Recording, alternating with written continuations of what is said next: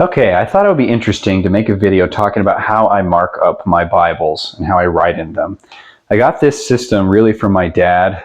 He still does this. He's a very particular man, not in a bad way, but very particular in that he likes things very organized, at least as far as clean looking. So he always uses these pens right here. These are called Pigmar micron pens. And he'll use, for writing a note, he'll use a 005. Same here. But for underlining, he typically likes to use his 01, and that's just because it shows up better on the page. There's people that use really complicated color coding systems, you know, like a blue might signify the Holy Spirit, or red might signify the atonement, something like that. I've tried those over the years, and I've found that I've never been consistent enough to actually stick with them. There's other people that do cool symbols. There's a lot of cool, nifty little tricks out there that people use.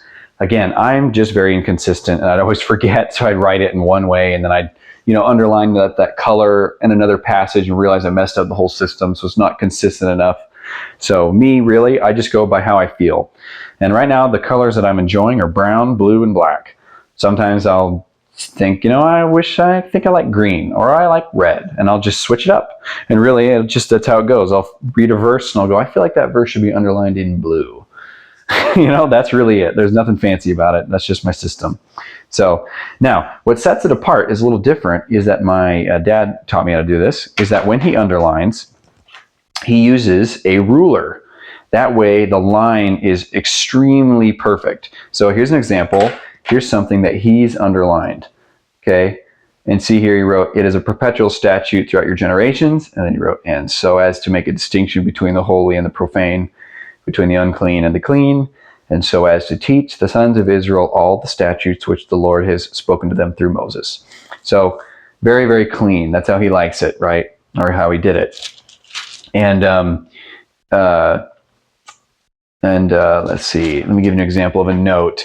He also writes in here. Let's see. Yeah. So here's an example. He'll write in the margins, and I do the same, with these very, very fine-tipped, like I said, these pens, and he used a ruler on them to give it a perfectly clean look, very symmetrical. You don't have to do this, guys. It's just, this is how I do it. So I'm just going to go ahead real quick and just make a note that I've been meaning to make in this Bible now, something I heard that I thought was profound. And so I'm going to turn to the passage that I was just at, which I'm trying to remember. Yeah, Leviticus chapter 10. Now this story is about Nadab and Abihu, and their story of offering strange fire before the Lord. So I'm going to go ahead and mark it for you and show you exactly what I do. So, and I'm going to put a note in just to give you an example. So I'm going to use blue because I feel like it should be blue. And I'm going to go ahead and put here, and I'm going to put, I'm just going to underline it like so. Nadab and Abihu, right? And I don't usually underline the full verse. Sometimes I just underline the place I want emphasis on, or the thing that I'm focusing on. So I'm just underlining Nadab and Abihu, right? Took their respective fire pans, and after putting fire in them, placed incense on it, and offered strange fire before the Lord. And then now the emphasis of what happens to them. And fire came out from the presence of the Lord and consumed them. Okay, that's it. Now, as you can see, that's pretty clean, right? At least a lot cleaner than if I had done it freehand. Now, I'm going to go ahead and write a note. Now, there's two ways you can do this. You can either, at least how I do it, either I'll draw a line to the note, or sometimes I'll put a number, and then I'll write a number by the note. That way I don't have to have lines going all over the pages. It all depends. Sometimes I do both, right? But sometimes you could, like, for example, I'll just do this for your sake, okay? Nadab and Abihu, I could put a number 1 here. Like, I'll just do it that way. Let's try that. 1, okay? So you see that 1? Then I'll come down here, and I'll put down here at the bottom, I'm going to underline, using my ruler, see here, I'm going to write myself a note. Even though this says it, I'm just doing it for your sake. Aaron's sons. And then I write a 1. So now I can look down at the bottom and see a footnote that says Aaron's sons. Make sense? Now, the second way is I can just write whatever I wanted to write. And I'm actually going to use a black pen for this one. Okay? And it's something that I thought was interesting. It was a good quote. And it's, I'm going to put it down here and I'll read it to you. And it is, emotions stirred do not equal worship accepted.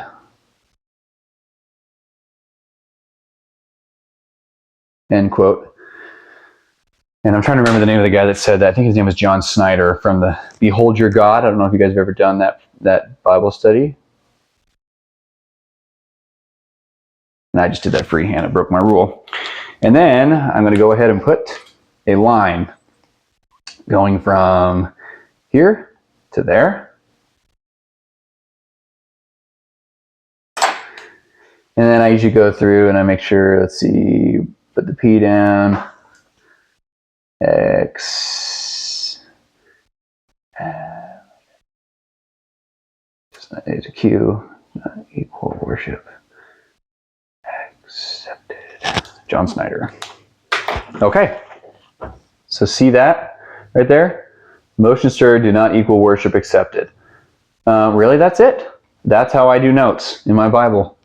And it doesn't have to be complicated, it doesn't have to be crazy. Sometimes I'll use a pencil, and I use this one here, Graph Gear 500 with the 0.3. It's made by Pentel. I really like this one. I think it looks pretty, and it has an insanely fine tip. Sometimes I'll use a pencil, but I'm inconsistent. It doesn't matter.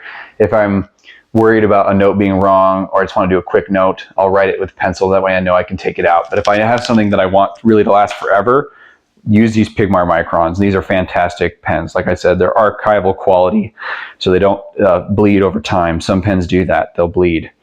You know, my, setting this aside, my normal Bible here, it has that problem where I wrote notes in it, and over time, they begin to like here, in Matthew, see here I wrote parched and starving here.